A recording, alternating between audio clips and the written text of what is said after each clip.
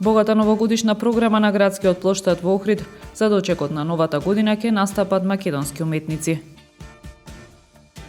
Преку столица во социјален ризик добија вкусен оброк, приготвен од учениците и професорите на училиштето Ванчо Питошевски, а доставен од страна на Црвен крст Охрид. Градоначалникот Пецаков оствари средба со Леонеловски, државен првак по математика. Беше потенцирана општинската поддршка за младите и талентирани ученици. Најдобра година во историјата на теквондото, тројца европски вице-шампиони освоени многу медали, рече Лазаревски на одбележувањето на 30 годишниот јубилеј. Времето утре промеливо облачно со сончеви периоди и температура од 2 до 11 степени. Следевте една минута вести на Охрид Нјуз.